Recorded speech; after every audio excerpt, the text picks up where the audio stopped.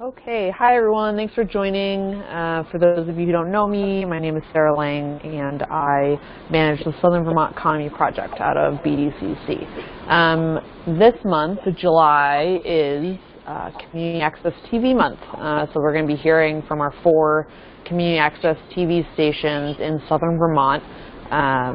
Today is the Windham County or Windham Region edition.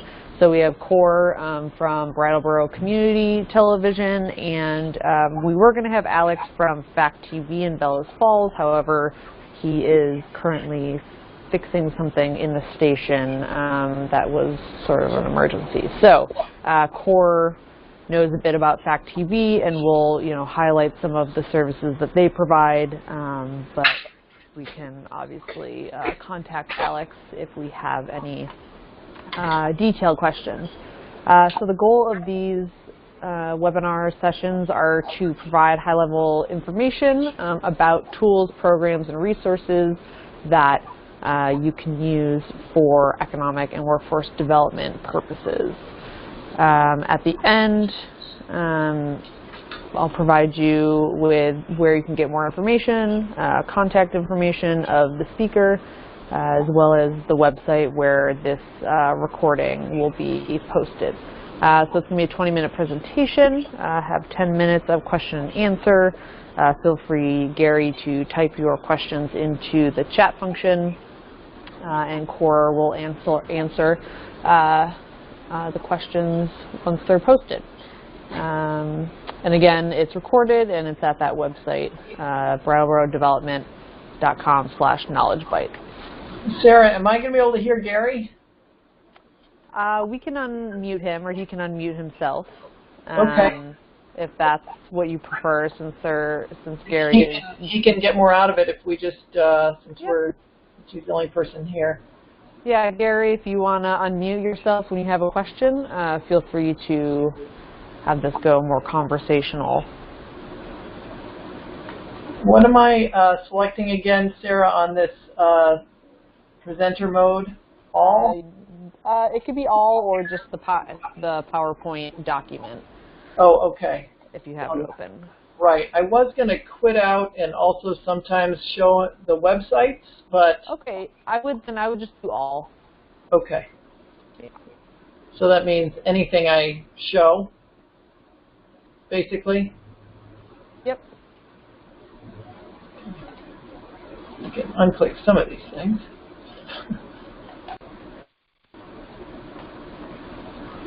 Hi, Gary, can you hear me all right? Yes, I can hear you fine, Sarah. Thank you. How are you doing? Very well. Good. Remind me what you do? I'm the Economic Development Director in the town of Rockingham. Great. I did speak with Alex a little bit about what he was going to say.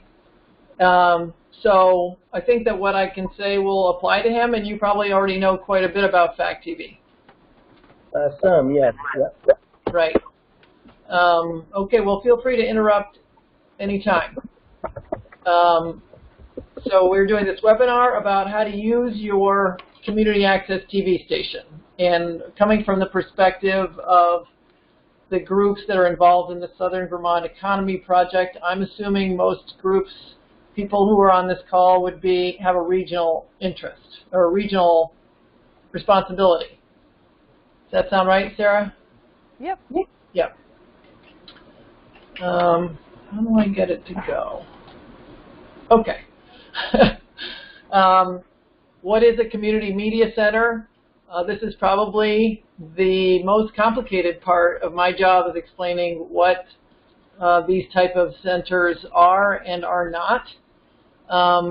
Also known as a public access television station, community television, or PEG, Public Education Government.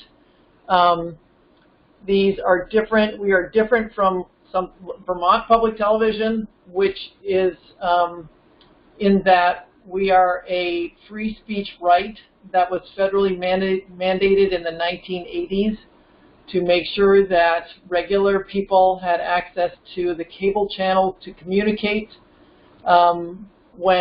this is when cable came to town. Local people used to have more access to be able to go to their local affiliate and get on the air. And when cable came to town, that right was protected by creating these public access stations that gave local people a way to communicate on cable. And it is therefore funded by a small surcharge on local cable subscribers. So for the towns that are designated, here you can see this is southern Vermont. So the towns that are designated as BCTV service territory, those are the cable fees that we receive. So Vernon, Guilford, Brattleboro, Dummerston, Putney, Newfane, Townsend, Jamaica. Whereas FACT TV, it's Grafton, Rockingham, Athens, Westminster, and Brookline. And then you can see we also have GNAT TV over here and CAT TV over here. What's not showing on here is Duncan Cable in this blue. I think it's just Williams, Wilmington, and Dover, but maybe parts of Reedsboro. That's not a public access station, but it is a local, it's a mom and pop station. And then SAPA TV up north. So we have 25 stations statewide. The stations share programming using the Vermont Media Exchange. So that means that a program that is made at FACT TV goes onto the Vermont Media Exchange. I consider almost everything that FACT TV creates to be local enough for my viewers to be interested in it, so we do download a lot of what FACT TV creates, and vice versa. We also download everything from Montpelier, from the State House, and a lot of stuff from Burlington. So in that way, by participating in your local community center, you're also spreading the word about what you're doing across the state. Does that make sense? Yeah? Yeah, that sounds pretty straightforward. I actually think that that image, whoops, how can I go backwards? Hold on, I went too far. This image, I think, is, you know, it's probably the best way to explain how we're organized. Also, BCTV's membership serves all of Windham County. We are open to anyone from Windham County, anyone who works, volunteers, or resides in Windham County. So it is more open than just those 8 towns. But we are only getting funding from those 8 towns for the most part. What services do we offer? A library is probably the closest thing to how we are organized. We lend video production equipment such as cameras, editing computers, and studio space, just like a library. People check it out and they check it back in for a period of time. The thing that the library doesn't have to do is teach people how to read. But we do require people to be certified on the equipment before they check it out. And for somebody who's experienced, this can be just a refresher. For somebody who doesn't have any technical knowledge, this can be a couple of hours getting started. And of course, when you're editing, you're just getting started and then developing your skills over time. But the staff, we have a small staff that offers this training and support. But therefore, when people come to me and say, I want to pitch you this idea so you can cover my program, or cover my show, or create a show about me, I say, you don't need to pitch me because you need to create your own show. This is do-it-yourself TV. What I can do is make sure that whatever you create gets a fair amount of time on the cable channel and gets treated like every other show, in that we train you, we support you, we make it as best we can, we upload it to the channel and online. So it's a little bit of a hard message. People have this idea that media is, you know, the private commercial media needs to be pitched and then they do all the work. This one is, you can have any idea that you want, because all speech is protected, including hate speech, it's my job to keep the door open to anyone who wants to make a show and to give them an equal amount of support. BCTV, we do distribute the shows on cable and online, and our shows happen to be hosted on YouTube and then on our website, BrattleboroTV.org, and BCTV has a low-cost annual membership. I don't know if FACT TV has that or not. So who uses us? We municipalities, very much so. What we do with our cable subscriber fees is that I have a field staff that cover municipal meetings. I'm sure you know what I'm talking about: select boards, school boards, town meetings, all the kind of committee meetings, schools. I think FACT TV covers quite a bit of sports. We both do graduations. We have the BUHS TV Student News Show. We work with Leland and Gray. Leland and Gray and BUHS are ours. And then we also host a lot of interns from schools here. And then nonprofits, we really have a wide range of partnerships. Some of them hire us to create kind of slick promos for their fundraisers. Some of them have their volunteers come and get trained so they can cover their events at no cost. So it really depends on the nonprofit.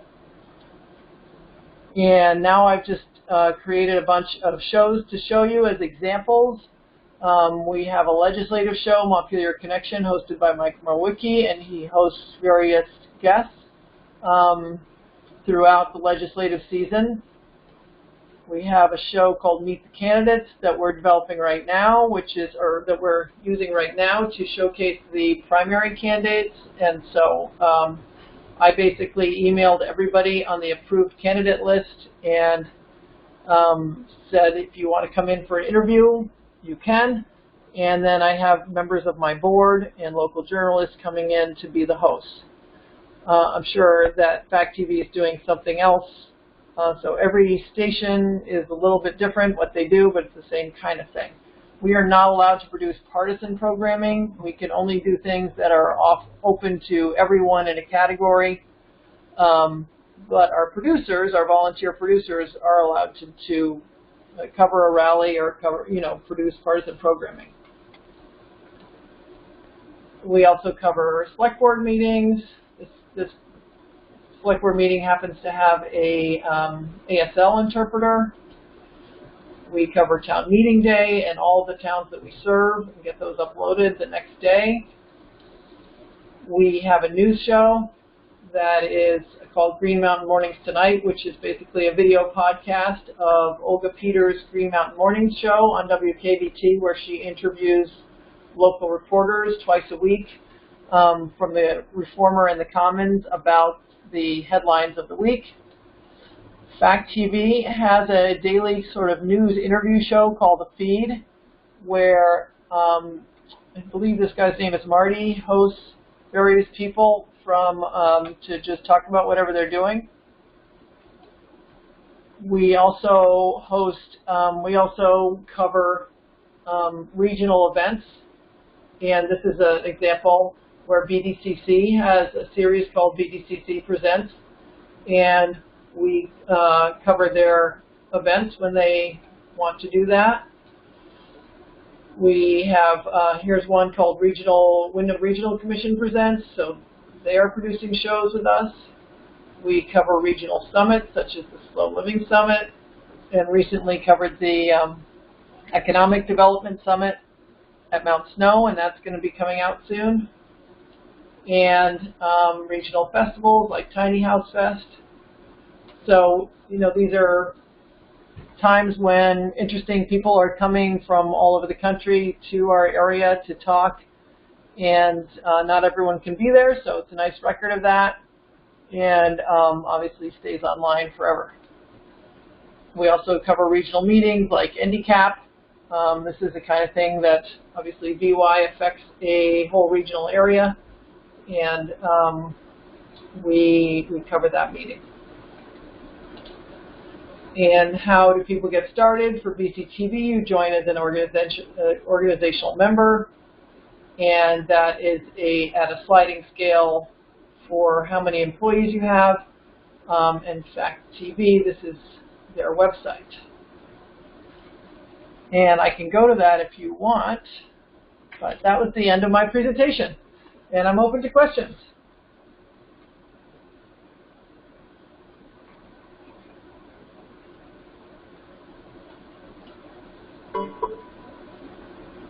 Oops. Okay. Yeah, so that's helpful to understand the overview of how the table works. And I am familiar with all of the recording that you do and the shows that are on there. Definitely watch select board meetings and pieces from town meetings. It's a very helpful tool. The program at FACT TV, similar to what you were describing there, you could take out cameras. They also have some classes, so you can learn how to, if you want to film an event, take out the camera and do the operating yourself, learn how to run it. Yeah, so yeah, we're very similarly set up that way.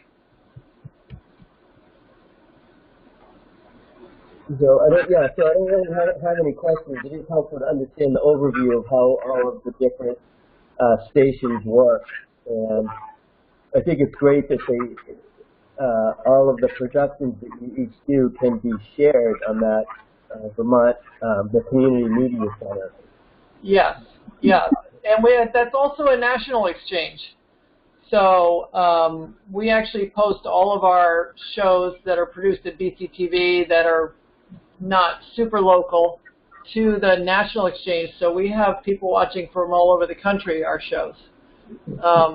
So again, if you're trying to get the word out about what Southern Vermont is doing, Sarah, your summit will be on that national exchange. Great. So we often have stations from Texas, New Jersey, California. We have one show where the producer is very active in trying to get other stations to do it, and he has it in like 50 stations in 18 different states or something like that. So say that we're having like a community-wide job fair. So say all of the businesses that are in Rockingham, a number of them have different job openings and have been having trouble finding staff. And they did some kind of, a 2-minute pitch video for employment or job board type thing. Is that something that could be shared, like on the statewide community media or the international one? I mean, absolutely, absolutely. Yeah, we would definitely download that if FACT TV uploaded that. And you don't have to be.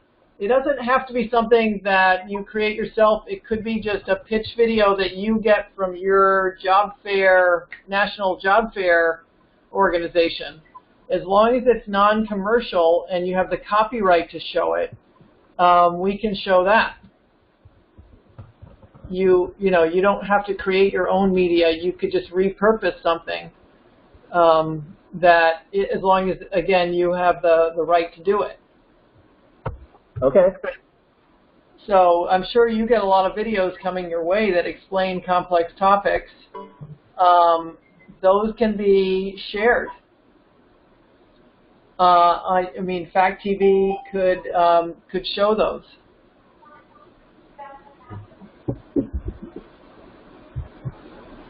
So, yeah. Is it commercial? Say individual businesses that have specific job postings, they include that in the 2-minute, staff recruitment video. We include the specific businesses and their job openings and contacts. That's a great question. We are not allowed to compete with commercial media, so we are not allowed to post Help Wanted. Because we're quasi-publicly funded, so we're not allowed to post like direct action, call to action. So you would have to say for local businesses, you know, go to this site. To find out local businesses that have job openings, go to this site. So we could have them contact the development office in Town Hall and say, if you want more information on specific, contact X, Y, or Z, and we could have a central clearinghouse for that. Yeah, we're not allowed to do job help wanted kind of. That's considered commercial messaging. Mm-hmm. If that makes sense to you. Yeah, but could you direct them to a particular website or phone number and say... Yeah, absolutely. Informational is perfect, and direct call to action's not allowed. Good, thank you. Yeah, sure. Great. Are there any other questions that you have, Gary? No. I think that's a good tool we can add there for that particular challenge. Okay, great. Cora, do you have any contact information you can put up on the screen? Well, I've got this BrattleBoroTV.org. Okay, yeah, that's fine. That works. Or, yeah. Yep. So anyone viewing this, if you want more information or you want to contact Cora or Alex, you can go ahead and visit those websites, and they have their contact information. Is there anything else you have on the PowerPoint, Cora, or can I? That's as far as I got with the PowerPoint. Okay, great. Seems Gary doesn't have any more questions. I do want to just highlight the next couple webinars.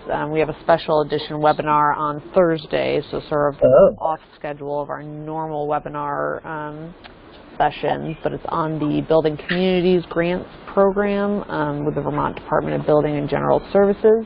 There's a couple different programs for which communities can apply for grants in specific sort of physical I think building or expansion, or there's a couple different categories, and so the deadline for the grant application is July 31st. So if you want more information, this is a good way. The grant administrator, the person looking at those grants, will be on there, so you can get all your questions answered. And then to follow up on our Community Access TV month on July 24th. A regularly scheduled webinar session will be with the Bennington County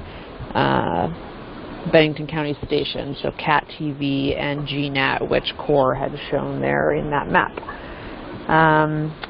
If there are no other questions, I think that will conclude. And yes, Gary, the one on Thursday starts at noon as well.